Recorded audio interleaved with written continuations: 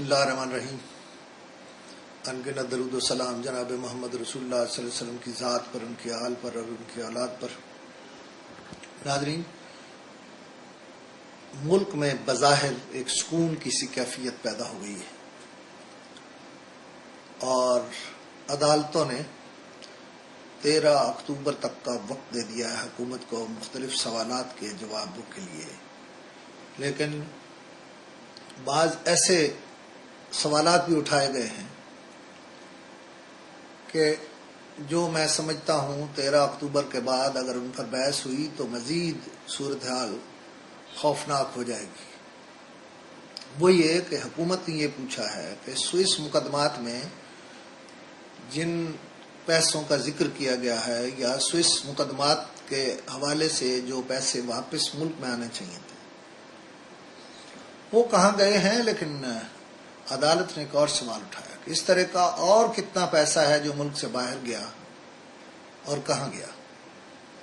یہ بہت سے سوالات اٹھا دے گا اور بظاہر یوں لگتا ہے کہ چیف آف آرمی سٹاف سے ہونے والی میٹنگ کے بعد معاملات نارملائز ہو گئے ہیں اور یہ بھی لگتا ہے کہ کہیں کوئی بیک ڈور ڈپلومیسی، ہماری جو سیاست کے اندر ڈپلومیسی ہے یا جو بیک ڈور سیاست ہے وہ چلی ہے اور اس کے نتیجے میں ایک سکون ہوا ہے. لیکن دوسری طرف میں صرف آپ کو ایک بڑے اخبار میں چھپنے والی خبر کی سرخی پڑھ کے سناتا ہوں. کسی جج یا کسی دوسرے سے کوئی ڈکٹیشن نہیں لوں گا.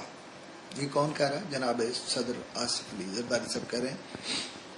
وہ یہ بھی کہہ رہے ہیں کہ سوئس مقدمات کھولنے کے لیے خط نہیں لکھا جائے گا. ایم کیو ایم نے ہمیں بہت شدید نقصان پہنچایا. اب اسی کا دوسرا حصہ اس خبر میں یہ ہے کہ صدر نے کوئی تند و تیز بات نہیں کی بلکہ ارکان کو مشتعل نہ ہونے کی تلقین کی. ایوان صدر میں 4 گھنٹے تک گرما گرم اجلاس. اب یہ خبر میں پوری سنانا ضروری سمجھتا ہوں. حکمران پاکستان پیپلز پارٹی نے عدالتی جنگ میں بھرپور لڑائی کھولنے کا عزم ظاہر کیا اور طے کیا کہ سوئس مقدمات کھولنے کے لیے خط تحریر نہیں کیا جائے گا.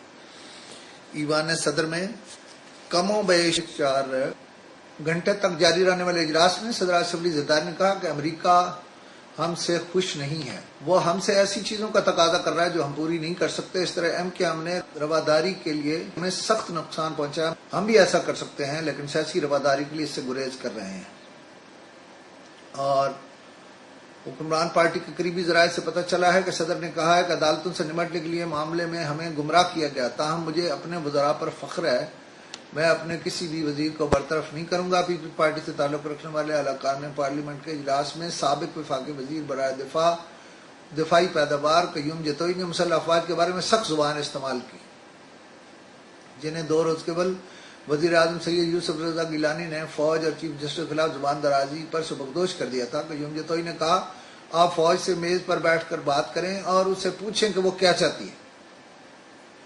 صدر زرداری نے کہا مجھے سب معلوم ہے اور صاف نظر آ رہا ہے کہ کیا کچھ ہو رہا ہے. ہم کوئی چھوٹی پارٹی نہیں ہے کہ ہمیں یوں کچل دیا جائے. میں ججوں کی ادائیں طویل عرصے سے دیکھ رہا ہوں. یہ وہی جج ہیں جنہوں نے 2 سال قبل تک میری درخواست کی سماعت ہی نہیں کی.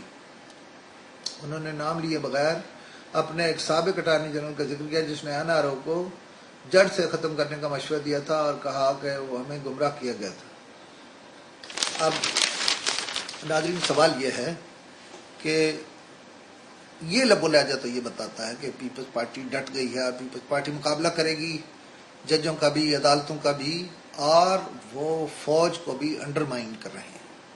قیوم جتوئی کے بارے میں پہلے کہہ چکا ہوں، لکھ چکا ہوں کہ قیوم جتوئی میں اتنی قوت نہیں ہے کہ وہ فوج کے خلاف یہ زبان استعمال کرے. اسے یقینی طور پر کہا گیا ہے کہ وہ یہ زبان استعمال کرے، اس ایشو کو کھولے اور اس پر بات کرے.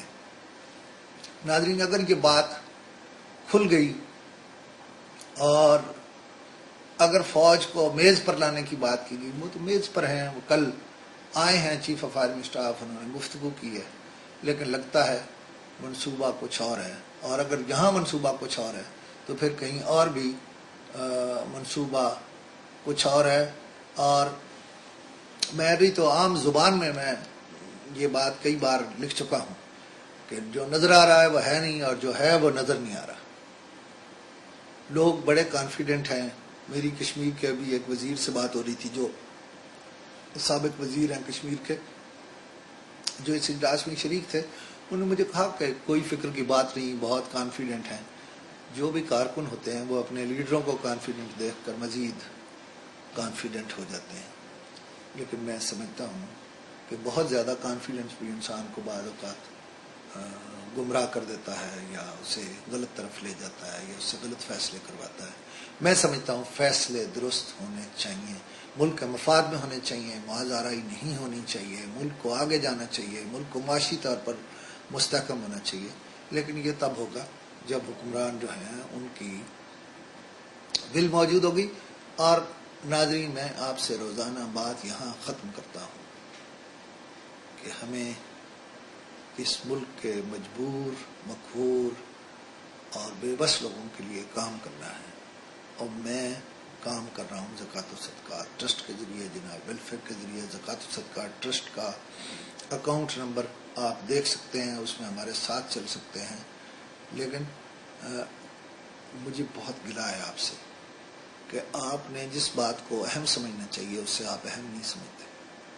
میں سمجھتا ہوں پاکستانی معاشرے کو انٹیکٹ رکھنا اور انقلاب سے بچانا بھی ہماری ذمہ داری ہے. آپ اگر انقلاب سے نہیں بچائیں گے تو آپ کبھی کچھ نہیں بچے گا. اجازت چاہتا ہوں.